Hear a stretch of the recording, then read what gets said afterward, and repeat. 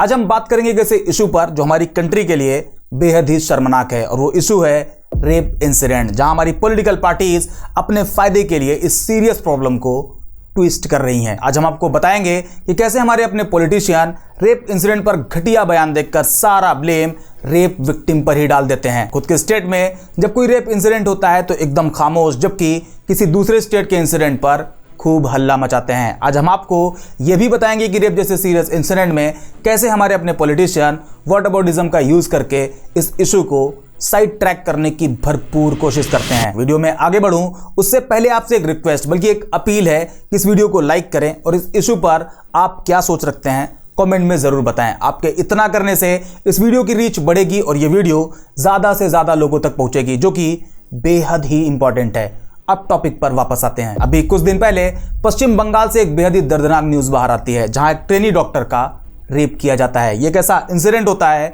जो हर एक इंसान को झटका देने के लिए काफी था, लेकिन इस घटना के बाद पॉलिटिशियन और कुछ जिम्मेदार लोगों की तरफ से ऐसे स्टेटमेंट आते हैं जो न सिर्फ इंसानियत को बल्कि उनके अपने पोजीशन को भी बेइज्जत करते हैं। हालांकि इससे पहले भी रेप जैसे सीरियस इंसिडेंट पर बेहद ही घटिया स्टेटमेंट दिए जा चुके हैं, जहां कोई कहता है लड़कियों को अपनी सुरक्षा खुद करनी चाहिए तो कोई कहता है ये तो छोटी मोटी घटनाएं होती रहती हैं। ऐसे घटिया स्टेटमेंट दर्द को और बढ़ाते हैं, जहां डायरेक्ट विक्टिम को ही ब्लेम किया जाता है। और ये जो स्टेटमेंट आते हैं इनके साथ एक और प्रॉब्लम जुड़ी होती है जिसे व्हाटअबाउटिज्म कहा जाता है। आसान भाषा में समझाऊं तो ये एक ऐसी टेक्निक है जहां लोग एक इशू पर सीधी और सिंपल बात करने के बजाय दूसरे इशू को सामने ले आते हैं। जैसे अभी बंगाल रेप इंसिडेंट सामने आया तो कुछ लोग इस इशू पर बात करने के बजाय काउंटर करते हैं कि यूपी में भी तो ऐसा हुआ था या फिर मध्य प्रदेश में भी तो ऐसा ही हो रहा है। ऐसा करने का असली मकसद ये होता है कि मेन इशू से लोगों का अटेंशन ही हटा दिया जाए। प्रॉब्लम सॉल्व करने के बजाय इस पर ज्यादा फोकस किया जाता है कि कैसे पब्लिक इस इशू पर बात ही ना करे। व्हाटअबाउटिज्म का सबसे ज्यादा इस्तेमाल तब होता है जब किसी पॉलिटिशियन के अपने ही रूलिंग स्टेट में रेप जैसा सीरियस इंसिडेंट होता है तो वो एकदम खामोश होते हैं, लेकिन जैसे ही किसी दूसरे स्टेट में सेम इंसिडेंट होता है तो वही नेता का खून खोलने लगता है, आंख से आंसू भी आने लगते हैं। अगर यूपी से कोई रेप इंसिडेंट केस आता है तो अपोजिशन को बड़ी तकलीफ होती है, जबकि बंगाल या किसी दूसरे स्टेट से सेम केस है जहां उनकी खुद की स्टेट गवर्नमेंट हो तो एकदम चुप हो जाते हैं। बिल्कुल इसी तरह जब सत्ता पार्टी के सामने किसी दूसरे स्टेट से कोई रेप इंसिडेंट केस आता है तो खूब हल्ला मचाते हैं, प्रोटेस्ट करते हैं, लेकिन जब खुद के स्टेट में सेम इंसिडेंट हो तो खामोश हो जाते हैं। बट अगर विक्टिम मुस्लिम हो और रेपिस्ट किसी और रिलीजन से तो तिरंगा यात्रा भी निकाली जाती है और उन्हें फूल भी पहनाया जाता है। आरफा और बिल्किस के केस में ये सब ने देखा है। ये तो हमारे देश के पॉलिटिशियन का हाल है, जहां उन्हें किसी के इंसाफ से कोई लेना देना नहीं, उन्हें मतलब है तो सिर्फ सिलेक्टिव पॉलिटिक्स है, जहां वो पहले ये देखते हैं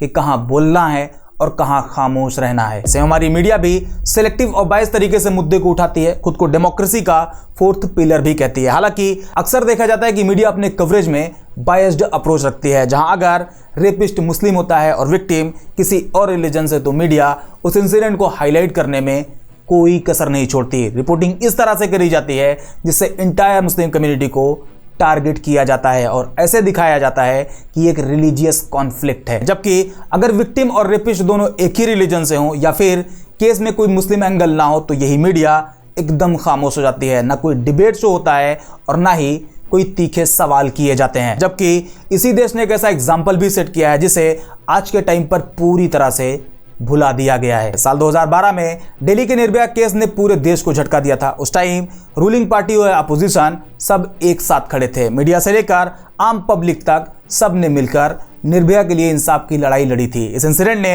यह दिखा दिया था कि जब एक यूनाइटेड स्टांस लिया जाता है तभी कोई बदलाव होता है, और इसी को सबसे पहले भुला दिया गया। जबकि आज हमें फिर से वैसे ही यूनिटी की जरूरत है। रेप कोई पॉलिटिकल इशू नहीं है, ये इंसानियत की प्रॉब्लम है। अगर आप रेप केस पर अपनी पॉलिटिकल प्रेफरेंसेस से ऊपर उठकर नहीं सोचेंगे तो हम अपनी आने वाली जनरेशन के लिए एक सेफ और सिक्योर सोसाइटी बिल्कुल भी नहीं छोड़ पाएंगे। आपको यह समझना होगा, हर रेप केस, फिर वो किसी भी स्टेट का हो, किसी भी रिलीजन का हो या फिर किसी भी कास्ट का हो, सब एक जैसे इंपॉर्टेंस रखता है। मीडिया को भी इम्पार्शियल रिपोर्टिंग करनी होगी और विक्टिम के इंसाफ पर फोकस करना होगा, ना कि सिर्फ अपने टीआरपी पर, अपने पॉलिटिकल कनेक्शन पर, यहां तक कि सत्ता की चाटने पर। हमें यह सोचने की जरूरत है कि हम कहां जा रहे हैं। हम अपने पॉलिटिक्स में इतना उलझ गए हैं कि हमें असली मुद्दे दिखाई ही नहीं देते। मेरे दोस्तों, टाइम आ गया है हम व्हाट अबाउटिज्म और मीडिया बायस को पहचानें और उसके खिलाफ आवाज उठाएं। अगर आप ऐसा करते हो तभी आगे चलकर इस देश को